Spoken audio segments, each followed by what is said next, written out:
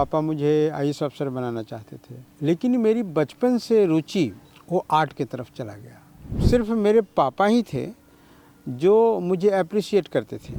मैं औरंगाबाद का हूँ। आप समझिए कि गंगा है और गंगा के इस तरफ, इस छोर पे, बिहार के इस छोर पे औरंगाबाद है और इस छोर पे मिथिला है, जिसके लिए मैं निरंतर काम करते रहता हूँ। ये एक सस्पेंस है, मेरी लाइफ का एक सस्पेंस है कि मैं डीओपी भी रहा हूँ। जो आज इतना बड़ा बालाजी देख रहे हैं, उस बालाजी का जो पहला टेबल कुर्सी लग रहा था, उस टेबल कुर्सी में मैं भी शामिल था। प्रोड्यूसर कितना महान होता है ना, और कितना मतलब अपने डायरेक्टर को, अपने टेक्नीशियन को कितना संभालता है। कि हमारे पास बजट था 7 लाख या 8 लाख रुपए का, और हम गांव का सेट लगाने लगे थे। सेट लगाते लगाते लगाते लगाते 60 लाख का सेट लगाया। टीम मेरी बहुत अच्छी मिली, इसलिए मैंने कखन हरब दुख मोर बनाया।